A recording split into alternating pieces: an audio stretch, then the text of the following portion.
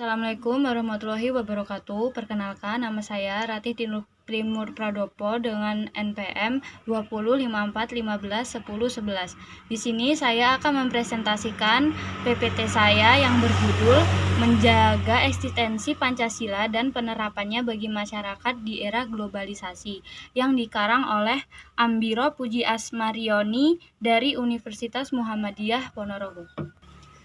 Pancasila merupakan dasar negara bagi negara kita. Pancasila lahir berdasarkan nilai-nilai budaya yang terkandung sejak zaman nenek moyang kita dahulu.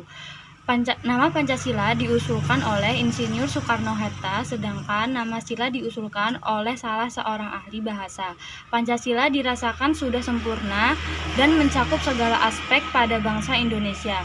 Pancasila sebagai pedoman hidup masyarakat Indonesia dalam menghadapi segala permasalahan seiring perkembangan zaman. Kelangsungan hidup negara dan bangsa Indonesia di era globalisasi mengharuskan kita untuk melestarikan nilai-nilai Pancasila.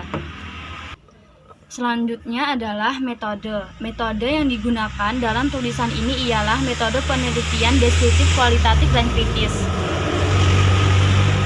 Jenis penelitian deskriptif kritis dengan menekankan pada kemampuan analisis sumber kepustakaan. Sumber kepustakaan diperoleh dari karya ilmiah dari penelitian. Yang selanjutnya adalah hasil dan pembahasan. Yang pertama adalah ideologi Pancasila dalam pemikiran radikal dan revolusioner. Pancasila sebagai dasar negara diwarnai oleh ketegangan, konflik, dan konsensus bersama. Yang ketiga adalah kelemahan bangsa Indonesia yang nampak dalam menghadapi penguasa kolonial adalah lemahnya persatuan bangsa Indonesia. Dan yang selanjutnya adalah perlakuan ketidakadilan yang diterima masyarakat Nusantara menginspirasi adanya penghormatan terhadap keadilan masyarakat pribumi yang diperlakukan tidak manusiawi menurut adanya penghargaan terhadap nilai-nilai kemanusiaan dan keadilan.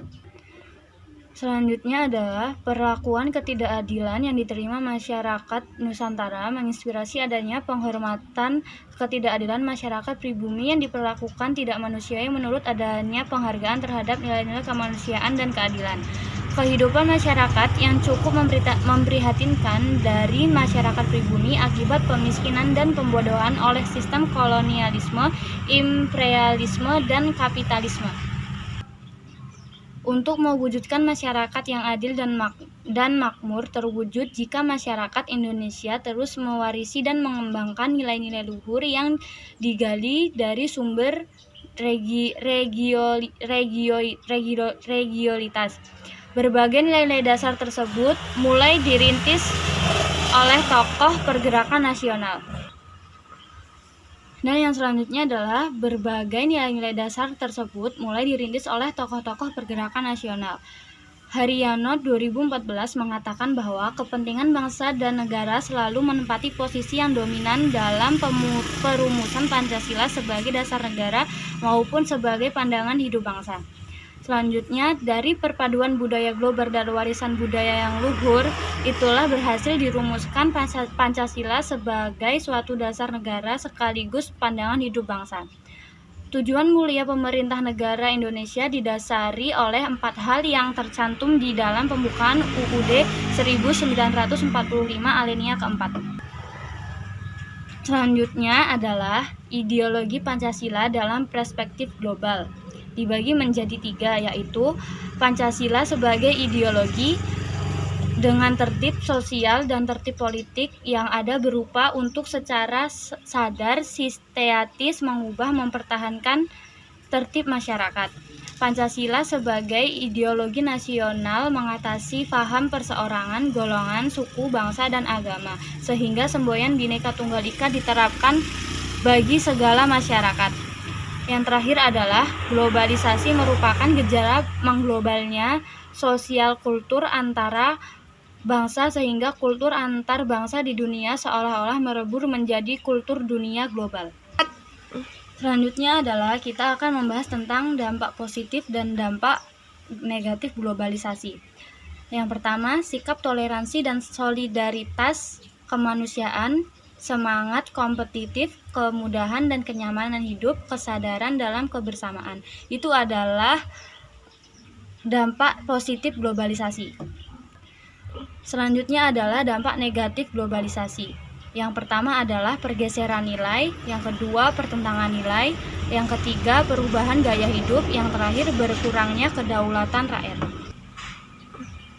Selanjutnya adalah nilai-nilai yang terkandung dalam Pancasila. Nilai-nilai yang terkandung dalam Pancasila, sila pertama adalah di mana kita sebagai manusia yang diciptakan wajib menjalankan perintah Tuhan dan menjauhi larangannya. Sila yang kedua menjelaskan bahwa kita sesama manusia mempunyai derajat yang sama di hadapan hukum. Sila yang ketiga adalah makna persatuan hakikatnya satu yang artinya bulat tidak terpecah belah. Sila yang keempat menjelaskan tentang demokrasi, adanya kebersamaan dalam pengambilan keputusan dan penanganannya dan kejujuran bersama. Dan sila yang terakhir adalah sila kelima, adanya kemakmuran yang merata bagi seluruh rakyat, seluruh kekayaan dan sebagian dipergunakan untuk kebahagiaan bersama dan melindungi yang lemah. Yang selanjutnya adalah kondisi masyarakat Indonesia saat ini dalam penerapan nilai-nilai Pancasila. Kondisi bangsa Indonesia saat ini dapat dikaji dan diidentifikasi dengan melihat perilaku dan kepribadian masyarakat Indonesia yang tercermin pada tingkah laku masyarakat Indonesia sehari-hari. Selanjutnya adalah fungsi Pancasila. Fungsi Pancasila yang pertama, Pancasila sebagai identitas dan kepribadian bangsa. Yang kedua, Pancasila sebagai sistem filsafat. Yang ketiga, Pancasila sebagai objektif ilmiah. Yang keempat, Pancasila sebagai sumber nilai. Yang keenam, Pancasila sebagai sistem etika. Yang ketujuh, Pancasila sebagai paradigma keilmuan ekonomi politik. Dan yang terakhir, Pancasila sebagai ideologi terbuka.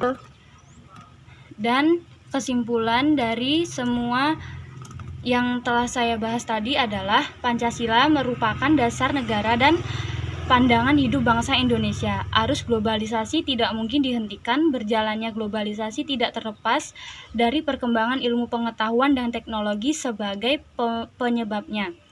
Pembudayaan nilai-nilai luhur Pancasila perlu diupayakan agar diperoleh penghayatan dan pengalaman nilai-nilai luhur Pancasila dan berbagai bidang kehidupan seluruh masyarakat Indonesia. Sekian presentasi dari saya. Bila ada salah kata, mohon maaf. Saya akhiri. Wabillahi taufiq wal hidayah. Wassalamualaikum warahmatullahi wabarakatuh.